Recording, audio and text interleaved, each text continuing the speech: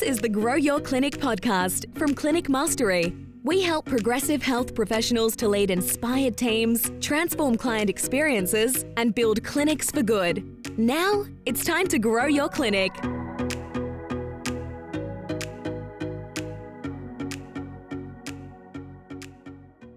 Welcome to the Grow Your Clinic podcast. My name is Ben Lynch. In this episode, we speak with Joey Coleman. Joey helps companies keep their customers and employees. As an award-winning speaker, he shares his first 100 days methodology for improving customer and employee retention with organizations around the world, including Whirlpool, Volkswagen Australia, and Zappos. His Wall Street Journal #2 best-selling book, Never Lose a Customer Again, shows how to turn any sale into a lifelong customer. And in his upcoming book, Never Lose an Employee Again, he details a framework for companies around the world so that they can reduce turnover and increase employee engagement. Joey is a return guest on the podcast. We first spoke with him when he launched his book, Never Lose a Customer Again. And it was so informative and transformative for us at Clinic Mastery and for the clinics that we work with, inspiring things like the 0 to 100, the first 100 days of a new team member's journey. And in this episode, Joey covers 8 phases of the journey of a new team member and how we can create remarkable experiences from the interview process and recruitment all the way through to creating an advocate of our clinic. Let's pick up the conversation where I share with Joey this big hook that he had at the opening of his book that really captured my attention. So last time we spoke, it was episode 30 of this podcast, and we were talking about never lose a customer again, creating remarkable client experiences with your first 100-day methodology, which is transformational in its own right. Now we're talking about never lose an employee again, using a similar framework and methodology. And I, for one, am very grateful that you've turned your sights onto team members, and your genius for creating remarkable experiences is now impacting the teams that take care of the clients and the customers. What sort of reaction have you had since publishing the book? You know, the reaction, Ben, has been wonderful, and I'm so thankful for that. We were able to hit #5 on the Wall Street Journal when the book came out, which is always a nice mark that people are interested in the topic and there's a hunger for a topic. But I'd say the thing that has been the most fulfilling for me is whenever, it's funny, I see the picture in the background here of the clouds and the dirt, right? And I really try to adopt Gary Vaynerchuk's philosophy whenever I'm thinking about books. I want a book that helps people to think at a high strategic level. But if it's not tactical and applicable, I don't feel like I've earned your investment of time to read the book, to listen to the book, to buy the book. And the feedback we've gotten already, at the time we're recording this, the book's been out about 5 weeks.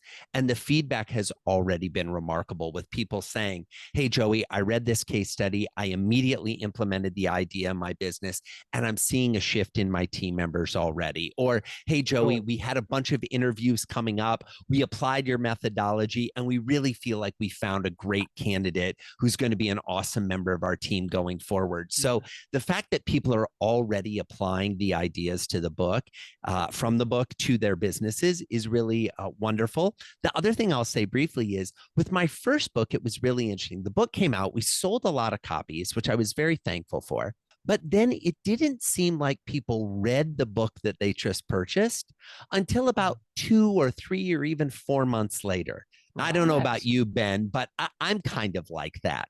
At first, I was like, what's going on? And then I thought of my own behavior. When I buy a new book, it doesn't go to the top of the stack on the nightstand. It may make it to the nightstand, but it's behind some books that have already been there. What's fascinating with this book is it seems like within hours of purchasing the book, people are reading it or listening to it. And I know this because there's a great thing we put together called Experience the Book, where you can sign up. And as I have seen the sales go through, very quickly, people have been signing up. I mean, the book had been out for less than 2 hours before the first person signed up to experience the book, a listener in Sweden. And they were right into it. And I thought, okay, this seems to be a hotter, more acute, more right now we're trying to solve this problem issue Yes. for the readers that are diving into the book. So that's greatly gratifying and fulfilling as an author. I think, off the back of COVID and what it did to disrupt teams around the world, it is such a hot topic at the moment. And I will say that in the opening pages, you had me hooked because you spoke about this narrative that we often have as business owners. As often it's internal, but sometimes we say it out loud. That is, I wish my employees, my team cared as much about my business as I do. And I was like, boy, is he listening to my thoughts? Well, Ben, it was only because I was channeling my own when I was writing it. I've said that, I've felt that, I've thought that in the multiple businesses I've been involved with over the years. And then I kind of had this stark realization. And that realization is your employees wish you cared much about them as you care about the business. Please don't mishear me, anybody that's joining in, listening, or watching us. But what I am saying is that when we think about the experiences we're creating for our employees, that needs to be at the forefront of our business strategies and our business goals, as opposed to an afterthought that is allowing us to achieve our goals. It's such a great point because whenever we start a business, we are so close to the customer experience, the client experience, and you often build a reputation after doing that so well. You get to a point where you're recruiting team members and bringing them on, but that sort of habitual thinking of, I've got to absolutely impact the client experience, often means the team are second at best as you start to grow. They're put on the back burner. You talk about the first 100 days and how that can really set you and your team up for success. Can you explain, what are the key factors that employers need to focus on to get that first 100 days right? Well, I think, Ben, even just starting with this idea that you want to pay attention to 100 days is a mindset shift for most employers. And I say this respectfully because it's really difficult to be an employer. It's always been difficult to be an employer. And in 2023 and beyond, I think it's more difficult than ever. But it's not enough just to think about how do we recruit. It's not enough just to think about, well, what's our interviewing and hiring process look like? It's not enough to think about what's the first day on the job look like. We need to string every step, every phase of the employee journey together and be thinking strategically about each step in that journey and thinking at this point in the relationship, what does this other person need from me? What do they need when they're a prospective candidate? What do they need when they're a candidate? What do they need when they're an offeree? What do they need once they've accepted the offer and they become an employee? What do they need after they show up for the first day on the job and they've officially become an employee? What do they need a month into the job, 2 months, 3 months? At each of these steps in the process, an employee needs different things mentally, physically, emotionally. If we're not thinking strategically and tactically about delivering all those things, we can't hope to have a consistent, unified experience. What I love at the core of this is there's empathy for the other person, and that is truly care. We're speaking to a community here of healthcare professionals, and whenever I ask them, why do you do what you do? It's some version of because I love helping people. I love caring for people. And what you've got here is a really distinct framework for how do you do that intentionally? How do you do that purposefully and consistently, time and time again? So you've got 8 phases that the book outlines as to how you can break this journey down. Can you share a brief rundown of the 8 phases? Sure. What I'll do is I'll give a brief overview of the phases, Ben, and then we can dive into whichever ones you'd like. So for everybody watching or listening in, basically when we think about the 8 phases, there are 8 phases to the employee journey, and they all start with the letter A. And that's not because I'm trying to confuse folks. It's because I want them to think about each of these as separate criteria, by which your employees might give you a grade. And if they're giving you straight A's, it's like you're getting the best marks in school you can get. Exactly. We're going to the head of the class. So the first phase is the assess phase. This is when a prospective employee, a candidate, if you will, is trying to decide whether or not they want to work at your organization. They're checking out your job listing or your classified ad.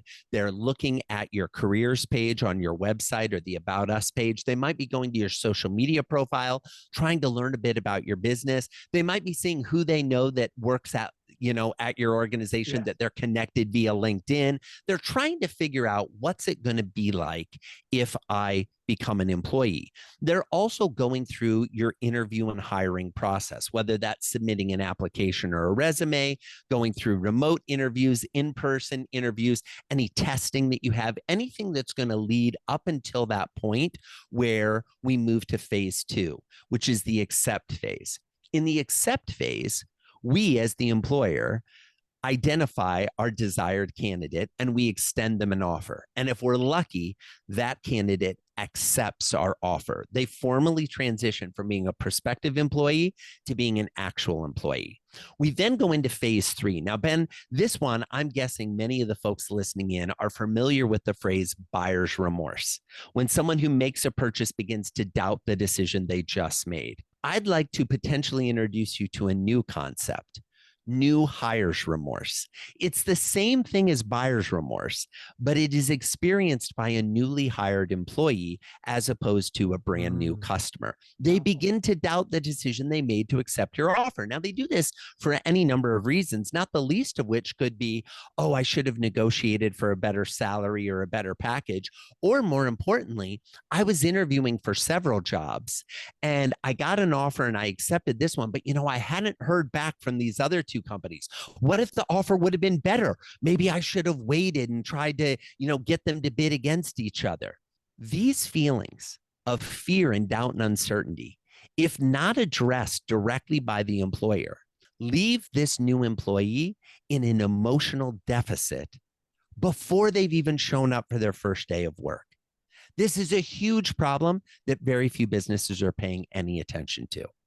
We then come to the first day on the job, phase 4, the activate phase. This is when they show up for that first day. Now, what's interesting is most employers, when they think about the first 100 days, that's day 1. No, friends, day 1 is when they saw your job listing and they went through your interview process and they got hired. Okay. There's all this time leading up. So when you get to that first official day of work or the first official day on the job, the question we want to ask ourselves is, are we creating such a remarkable experience their first day at work that they have to tell everyone they know about it? We then come to phase 5. Phase 5 is the acclimate phase. This phase starts on day 2 on the job, the day after their first day on the job, and extends for weeks, maybe even months, as this new employee gets used to your way of doing business. They acclimate to their surroundings. This includes learning their role, their responsibilities, the requirements for their job details and tasks, the relationships they're going to have within your organization and outside of your organization. It's a big lift. And what happens is most employers push a new employee into the deep end of the swimming pool and say, well, we did 2 days of training, just figure it out as you go, instead of holding their hand as they navigate those weeks and months ahead. We then come to phase 6, the accomplish phase. This is when the newly hired employee achieves the goal they had when they originally decided to accept your offer. Every employee has a vision of what it will be like to work for you. And it's not just to get a paycheck, although that's important. They have a vision of a new title, new responsibilities, new skills, new experiences, new interactions, new feelings. If we're not tracking those desires and measuring the new employee's progress towards those milestones, we're not going to be able to celebrate with them when they achieve those milestones. And if we don't celebrate those with and for the employee, the likelihood of them celebrating them themselves is much, much lower. We then come to phase 7, the adopt phase. This is when an employee becomes loyal to us and only us. They aren't going to answer those calls from a headhunter or recruiter. They are committed. They are bought in. They have really become the embodiment of our culture. And only if we get them through those 7 phases do we have the right, the privilege to invite them into the 8th phase, the advocate phase, where they become a raving fan for us, singing our praises far and wide. They're writing reviews on Glassdoor, and anytime we have a new position opening in our organization, they are actively recruiting their friends, their colleagues, the best people they've ever met to come and join the team and work with them. One of the tests I use for this advocate phase, Ben, is I'll ask leaders, well, do you have advocates in your team? And they say, oh yeah, everybody's an advocate. I say, great. Think of the most recent opening you had in your organization. What percentage of the people you interviewed were direct referrals from existing or former employees? Because by the way, advocates can be people who used to work for you, who still love you and still refer people your way. And when I see that sheepish look on their face, Ben, where they realize, well, when not that many, you don't really have an advocate. You might have an adopter. You have someone who's loyal, but they're not advocating on behalf of your business. So these are the 8 phases. And if we do it right, we can navigate a new hire all the way through from the first moment they hear about us until they become a raving fan. That's such a great framework to think about the journey, and day one doesn't start on day one of them showing up to the business, but even earlier to think, what do they need and what are they thinking about at each one of these stages so that we could design, more personalized, human and remarkable experiences. The key metric there as well at the end of the advocate, I think that's a really great one for people to track for new job openings. How many of those applicants have been referred, the word of mouth referral? So often health clinics are tracking word of mouth referrals of patients or clients, but also what about team members? It's such a brilliant one. If we go to earlier on in the stages, the interview stage, so much of the interview stage is about getting to know the person and what they bring to the company. One of the more sort of unconventional practices that you suggest in the book is providing the candidates with the interview questions in advance. Why do you suggest we consider doing that? Well, Ben, this was definitely something that as I was writing it in the book, I knew I might ruffle some feathers because folks are like, wait a second, Joey, we're going to tell them what we're going to ask them? Exactly. And here's why. If this person does become an employee, and you sent them out to meet with your most valuable client, would you send them into that meeting with no context for the conversation, the past relationship, what they should be listening for, what they should be looking for, the type of things they should be promising and not promising and trying to get across in that conversation with the client? Of course you would do those things. You would provide all of that. So why not share the questions you're going to ask? Now, do you have to share all of them? No. But the benefit of sharing the questions is multifaceted. Number one, we reduce the stress of the conversation. I don't know about you, Ben, but I've been on both sides of the interview table. I've been the interviewee and the interviewer, and it is stressful for both parties. It's a fiction. We're trying to get together in this limited amount of time, and often in less than an hour, decide whether we should spend several years together. This is insane. We wouldn't even do this in dating, let alone in work. And we spend more time with our coworkers at work than we usually do with our personal life partner. So what might we want to do to make that conversation less stressful? Well, let's have an agenda. Let's make it clear what types of questions we're going to be asking, what types of things we're interested in exploring. Give the prospective employee some guidance as to the type of examples we're looking for or the type of answers we're looking for. We don't have to tell them, hey, if you answer this way, you get hired. Right. But we might say, we're going to be asking for 3 specific examples from your past work history where you had to do a lot with very little resources. Maybe that's one of our core values, do more with less, or where you had to go above and beyond with your creativity and flexibility to deliver for a client. This allows the candidate to actually thoughtfully consider their work history. So we're not testing their ability to be a mental Rolodex in the moment, but rather their ability to point to clear, specific examples from their career as being evidentiary of what they might be able to do on our team. This makes for much deeper conversations, much better conversations for all parties involved. I think that's a really great shift in the current paradigm, because so often we can think of an interview process, if we are interviewing somebody, that it's really an improvisation game. And we're saying, how quickly can you think on your feet? I want to see how dynamic. And there aren't too many people that have that sort of skill set. And we think, oh, they didn't really resonate, or they didn't really appeal to me in the interview process. You do speak about, though, the element of surprise. And if we're able to give them that preparation, what are some questions that we could ask that are a bit off the cuff to tell us a little bit more about the personality of the candidate? Well, Ben, I like to ask questions that go beyond clearly identifiable work-related traits and skills. Mm-hmm. So, for example, a question that I came across in my research, which I absolutely love, is, if we were to go look at your computer at home and look at all your open browsers, how many open tabs do you have, and what kind of pages are you on? Based on their answer, you will immediately learn some things about how they think as a human. There might be some candidates that say, oh my gosh, I always have like 300 browser windows open. Okay, I'm not saying that's a reason to hire or not hire someone, but it just gave you some insight into how their brain works and how they think about structure. They might say, well, my homepage automatically is this. It's not Google. It's not Yahoo. I have it set to an inspirational quote for the day, or I have it set to auto-populate with my calendar, or I have it set to auto-populate with Instagram, or whatever it may be. Again, you will learn about how they think and how they behave based on their habitual behaviors with what they have on their screen. And what I often find is when you ask a candidate an unexpected question. Now, I get that this cuts against my give them all. I didn't say necessarily give them all the questions. I just said give them most of the questions.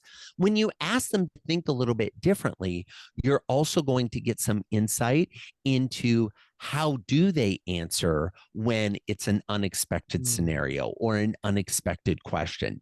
Again, I think a lot of this, Ben, comes to what type of position are we hiring for? If I'm hiring for someone who is going to be a call center rep, who is asked to read a script and deliver a specific standard operating procedure every time, I don't want someone who's an improvisationalist.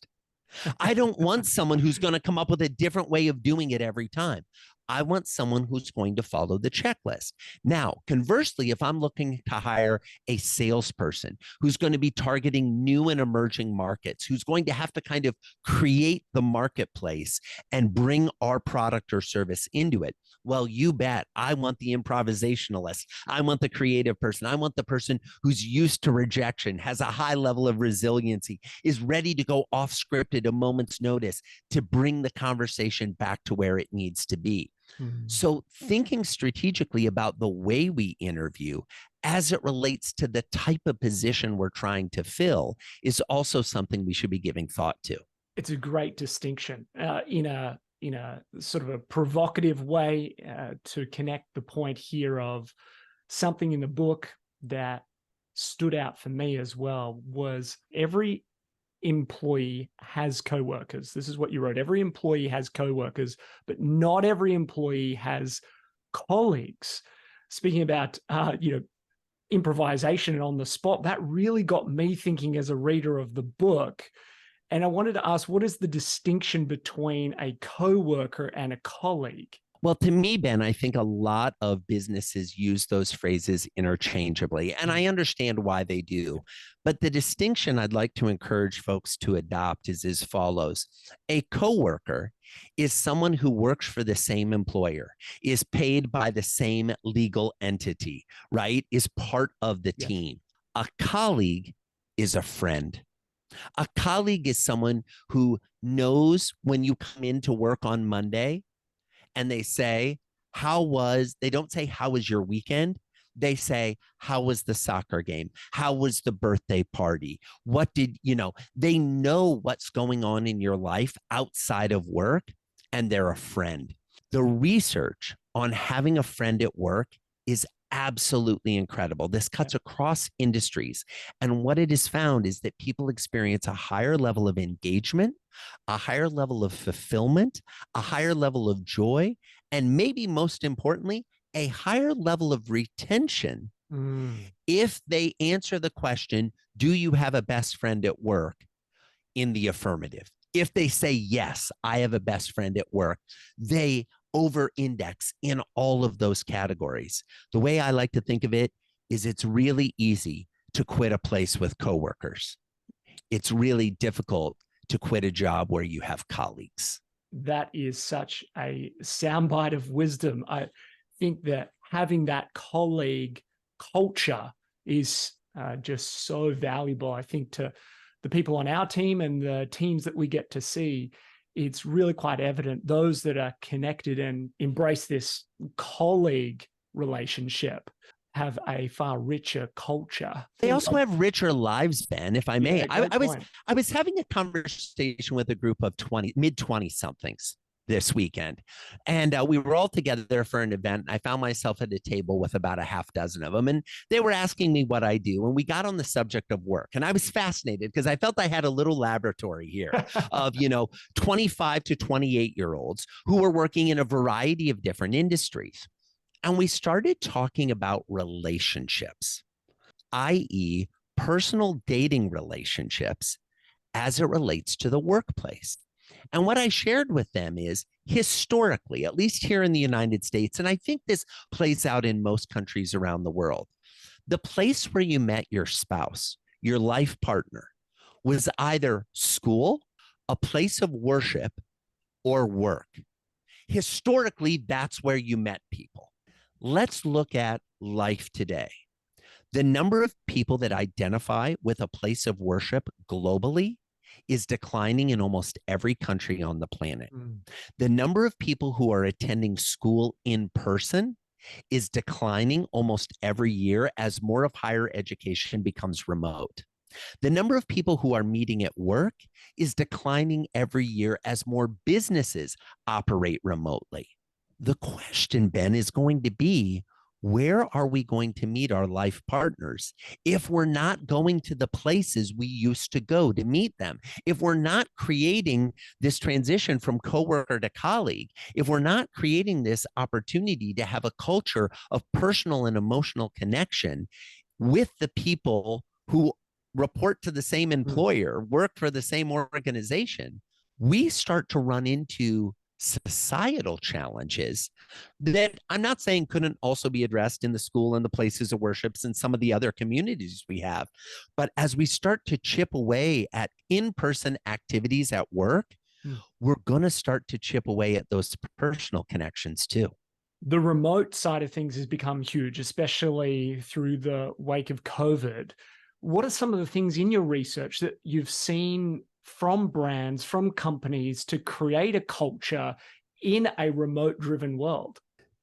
I'll give you two examples, one that's in the book and one that I've learned about since the book came out. Because one of the great things about writing a book, Ben, is people then will write in and they'll read the book and say, hey, Joey, at our company, we did this, and you might be interested to know. So I'll share one that's in the book and one that's kind of come up since then. So one that's in the book comes from a company called Budai Media.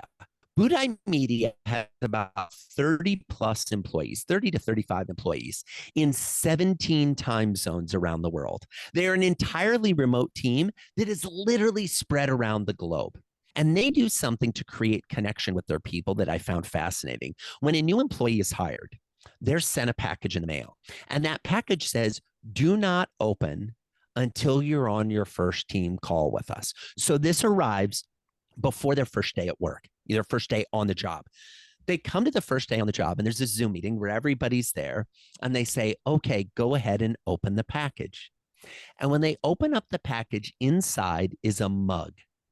And instead of having the Budai Media logo on the mug, it has the photos of all of their coworkers, plus the photo of the new employee on the mug. And as the person opens it and looks at it, everybody else on the call raises a glass in toast and they all have the same mug. What they've done is they've created a physical artifact of connection. In an organization that operates primarily digitally, they have an analog memento, an artifact of the relationship they have together. And I had the chance to talk to the CEO. We met up in person not too long ago and talked about the fact that going forward, as they hire new employees, they create new mugs and they send them out to people so that, they continue to build and foster the community. So that was one way. And I think if you're not into the mug idea, the takeaway here for you is how can you create analog connection if you have a predominantly digital organization? What are the physical markers of belonging? Which takes us to the second example. There's a company that has a number of their teams that operate remotely. And what they do is when they hire for a new position, they hire someone, they find the great candidate, and let's say they find that candidate, and that candidate is based in Melbourne, for example. Next time they have an open position for any role, the first place where they do job listings is Melbourne, because they want to create mini pods around the world of employees. They don't have to be in the same department or same division or even same level, but they want to be able to have a scenario where they can come to those team members and say, hey, we'd love everybody in Melbourne to get together for lunch sometime in the next 2 weeks. You all decide when that's going to be, go to lunch and expense it to the company. We'll cover the cost. And here's the only requirement: no talking about work during the lunch. There's no agenda. Just get to know each other. Just hang out. This creates, again, those analog interactions. And they're starting to build regional communities of remote workers who have connection to each other because they are colleagues, because they work for the same organization. Really great examples. And like you said, if it doesn't fit exactly to the listener, take some of the principles behind it, like the analog in the digital world. We're speaking about the elements that make a meaningful role, a meaningful workplace. When it comes to the recruitment side and then the retention side, so often we'll have clinic owners ask us about the benefits and the perks, how to kind of seal the deal perhaps with the package, but then also retain people because they've got some wonderful things on offer for their team members. So what are some of the more unique employee benefits that you've come across in your research? Oh, Ben, there's been a number of them, but there's one company that immediately jumps to the top of mind when you ask this question, and it's a company called Giftology. It's run by my good friend, John Rulin, who is an expert at strategic appreciation. How do you show the love to the people who matter most to you? And he does a lot of gifting programs for corporate clients and your top prospects and your top folks. How do you gift them on a regular basis? So it's no surprise that he would also be thinking from this show them the love, send them love bombs philosophy with his own people. He has two amazing benefits, which his teammates love. Now, John has about a dozen employees, somewhere between a dozen and 20, and the majority of his employees are women, and the majority of his employees are actually moms. So John has two unique things. Number one, everyone who works for John gets unlimited house cleaning. Now, I want to be clear. I am not making a judgment on who should do the house cleaning in a house, right? But often the research shows this falls more on the shoulders of the mom in the relationship than if there's a dad in the relationship, okay? So what he does is he says free house cleaning, but here's how it works. The employee picks the house cleaner. The employee picks the frequency. They pay for it, and then they get reimbursed. Now, early on, I asked John, well, John, why don't you make a deal with a house cleaner and send them every other week to your people and, cover it that way? He said, Joey, here's the thing. They weren't responding well to that. They each had their own vision of who they wanted to hire, the things that were important to them in a cleaner. They had a vision of how often they wanted their house cleaned. And what we found is if we just gave them the money, they didn't spend it on the house cleaners. They spent it on their kids. They spent it on their spouse. They spent it on paying bills. They didn't spend it with the intention and the purpose that we had of trying to reduce their home life stress by having them come home to a clean house. He then rolled out the next offer, or the next employee benefit, if you will, which is unlimited babysitting. Same model. You pick the sitter, you pick the frequency, you pay the sitter, and then you submit for reimbursement. No questions asked, you get reimbursed. Again, he wanted his people to be investing in their relationship with their partner or their spouse in a way that would make their home life smooth, so that coming to work didn't have kind of the challenges of home spilling into the office. So he was willing to pay for that frequency of connection, date nights, doing unique things to make that happen. I'm not saying you should offer your people house cleaning. I'm not saying you should offer your people babysitting. What I am saying is you should look at your employee base. Identify the things that, if they had these things, would make their life better. And go beyond just more money, go beyond a better title, go beyond flexible hours. Although you want to think about all of those things, go to the things that will light them up. A date with their spouse, a clean house, a subscription to a concert series when they love the orchestra, a regular gift card for books, $50 a month stipend to buy books when they're an avid reader. Every employee has things that matter to them. And the more you can target benefits to the things that matter to your people, the more connected they're going to be to your organization. Speaking of connection, in the book, you spoke about a buddy or mentee program from, I think it was Sun Microsystems. Yes. And it comes back to that colleague connection relationship. Can you share about what you learned in your research of this type of buddy, mentee, mentor program? So there are a number of organizations around the world that have buddy programs or mentor programs or mentee programs. One of the interesting things about Sun is the research that they did on how this would impact the overall experience of the new employee. And what they found was a couple of things. Number one, it made the new employee, the new hire, feel connected faster. It also helped to answer questions and get them up to speed technically faster, because they were maybe embarrassed to ask a question in a group setting, but in a one-on-one with an assigned buddy or mentee, it felt a lot safer. They then looked at productivity and retention. And what they found is employees who had a veteran buddy were more productive and stayed longer. They also found that they were promoted more frequently and faster. But where it gets really interesting, Ben, is when they applied these same metrics to the existing employees who were serving as mentors, and they found that their productivity went up, their retention went up, their promotions went up. When we feel that we have a connection at work, this goes back to our coworkers versus colleagues conversation. When we feel that there is someone at work who personally cares about us, who personally is invested in our success, we do better.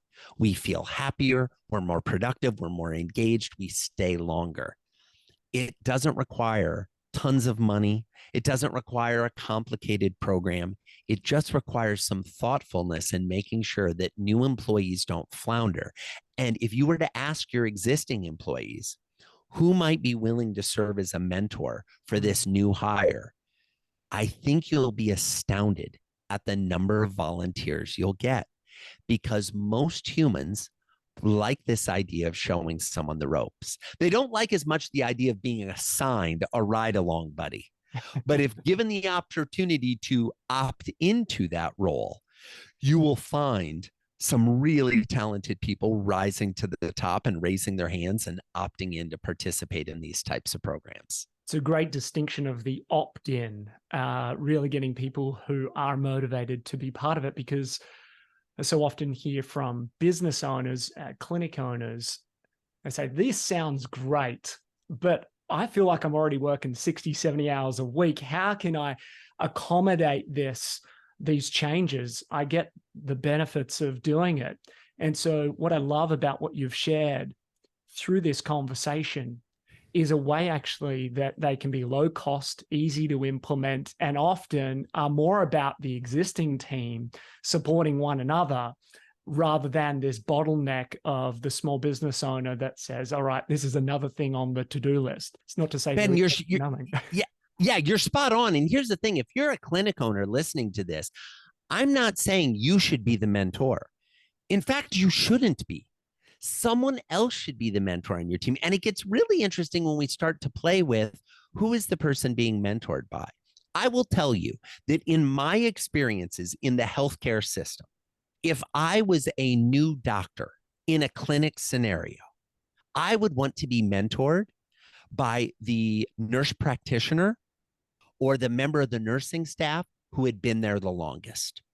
If I was given my choice, that's who I'd pick. And the reason I'd pick that, Ben, is all too often I have been in healthcare scenarios where the person who actually knew how to get things done, the person who actually knew what was going on, the person who knew all the secrets, all the names, all the hours, all the details, was not the person who had the grandiose title or the biggest office.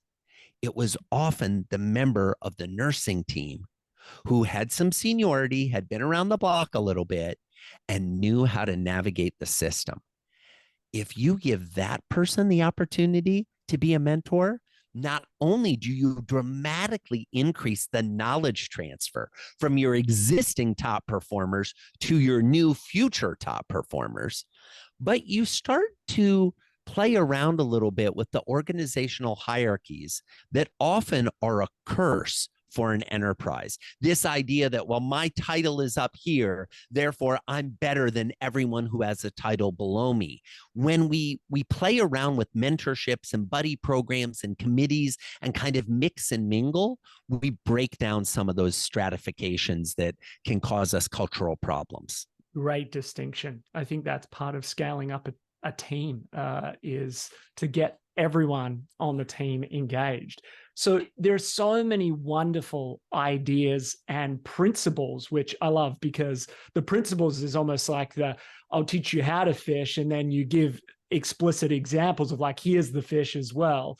If someone's thinking, wow, there's so much here, I've just read the book or I've listened to this podcast, and they wanted to start doing something today or tomorrow, where should they start? So I'd like to answer this question, Ben, in two ways, if I might. Where should they start in the 8 phases? And then more of a in the dirt question of where should you start with something you can do when this podcast ends? So strategically, where should you start? Well, what I like to do is say, where are you in terms of your hiring position right now? Are you actively looking to fill several roles? If so, start thinking about the journey from that assess phase, because let's stop the bleeding. Let's start bringing in new people using this more strategic, tactical combination thought process that we've outlined here. If you already have your employees in place and you're not really hiring for anyone right now, I would jump further into the stream. I'd go to that acclimate, accomplish, adopt phase we talked about. And you can even jump just to right to those chapters in the book to dive into, if you didn't make the first 100 days remarkable because you're already past day 100, what can you do to rekindle the passion? What can you do to re-energize your people and re-engage and connect them to your work and your purpose? So that's what I would do in terms of which phase. Now, here's a thing you can do. When we're done listening to this episode, and make sure you listen to the whole thing, right? So that, Ben feels like you got the whole story. Pull out your phone. And what I want you to do is take your phone, open the camera, click over to video, and flip it to selfie mode. And I want you to shoot a selfie video. And the selfie video goes like this. Let's pretend that I'm the employer and Ben is my employee. I'm going to hold up the camera and I'm going to say as follows. Hey, Ben, just wanted to make you a quick video. I was listening to this podcast and they had this goofy American on there that was talking about the importance of employees. And he challenged us to think of our most valuable, important team member, the person for which with our clinic would not exist, the person that contributes day in and day out and just it is the heartbeat of our organization. And I immediately thought of you.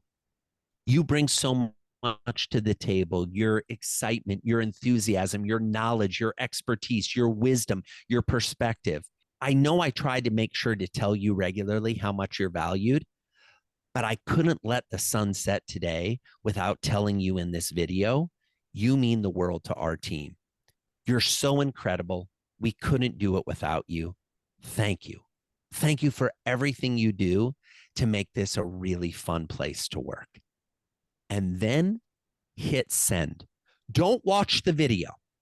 Text the video straight to the person. Now, here's the thing. Ben's smiling, right? Because Ben's like, oh, I know what's going to happen. You're going to watch the video and you're going to go, oh, I don't like the way I sounded. I didn't like my shirt. The lighting was off.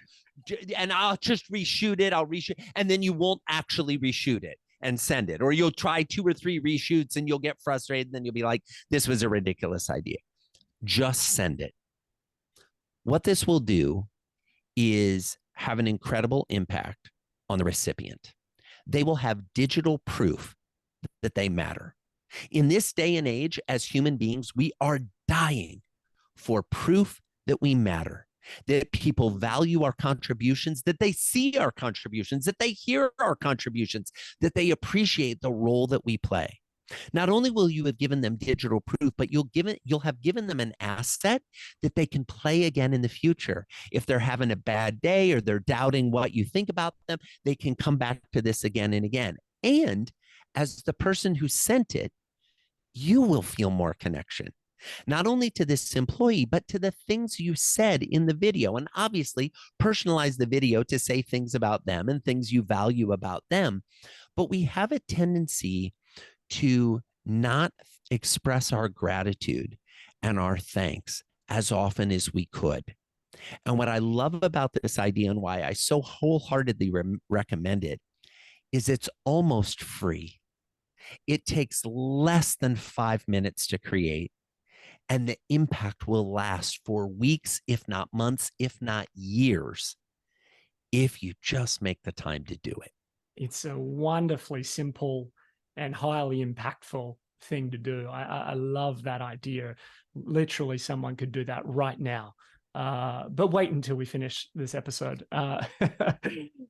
Joey, we often challenge ourselves to think about mastery. It's in our name and it's in what we do. And for us, we think about it's not whether I'm doing this, this system, this process, but rather it's about like, how well am I doing it? To what degree am I doing this with a level of excellence? I'm interested to know, you get to speak to some of the best companies. You're a high performer. You're an author.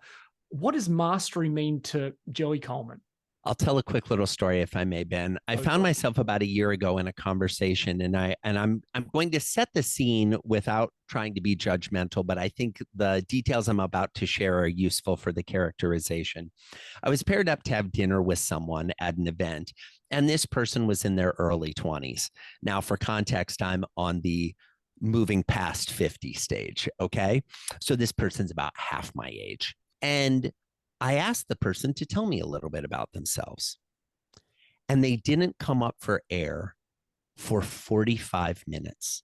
They talked straight for 45 minutes about the 17 businesses they were running, all their accomplishments, the place they had been, the awards they had, do. And I just did my best to listen. And to your point, show some empathy and embrace the conversation and lean into it. And then on a whim, I said to the person, well, out of curiosity, is there anything in your life that isn't going well? Because you just described all these amazing things. Wow. Is there anything you're feeling maybe a little deficient in? And I kid you not, Ben, the person said, well, I haven't mastered international taxation law. And I haven't mastered funnel conversions from mobile when they're coming from Android from Africa to our call center in Europe. And I haven't mastered XYZ. And he kind of goes in and he goes, what about you, Joey? What have you mastered? And I said, oh, I can answer that really easily. Nothing. And he's like, what do you mean? You're really? Nothing? And I said, no. I said, there's some things that I think I'm pretty good at. But to me, when you say you're a master, you prove to me that you're not. Because a master always knows there's more to learn. A master knows there are always edges to polish. There are always refinements to make. And those refinements may be millimeters in scale, but a master knows that a millimeter change now, extrapolated and compounded over a decade, can be the result of millions of impact, either in dollars, in people, in connections, whatever it may be. So when I think about mastery, Ben, I think about being on a journey of continuing to refine, continuing to improve, moving in a direction where you're taking pleasure in finding the edges and the nuance, instead of checking a box that I've learned the requisite things to call myself a master. Beautifully said. I think that is something that speaks to us a lot, is always finding how we can be better than we were yesterday. Joey, it's such a pleasure to talk with you. You have this great ability to share big ideas into a set of easy to understand principles. The actions are tangible. They're simple enough to implement today. You know, we love helping health professionals to deliver remarkable experiences for patients, for their clients.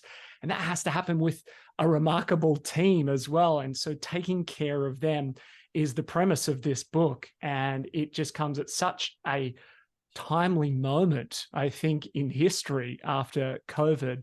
And it's such a wonderful framework for business owners to use. So thank you so much for sharing your work with the world. Oh, Ben, thank you so much. And thanks to everybody who listened in today. I hope you got an idea or two that you can give a try with your team, because as you so well put, Ben, we can't expect to create remarkable experiences for our patients if we don't have remarkable team members. And we've got to create remarkable experiences for them so they have a context and an example and a fuel on which to build the remarkable experiences for our patients that we're trying to create. So I wish everybody the best as they go out and try to create those enhanced experiences for their employees, their team members, as well as the patients they serve. Well, all of the show notes, the link to the book will be at clinicmastery.com/podcast. Joey, thanks again, and look forward to the next book that you publish in the years to come. Thanks so much, and thanks to everybody for listening in today. I loved the conversation. I appreciate it, Ben. Thanks for tuning in to the Grow Your Clinic podcast. To find out more about past episodes or how we can help you, head to www.clinicmastery.com/podcast. And please remember to rate and review us on your podcast player of choice. See you on the next episode.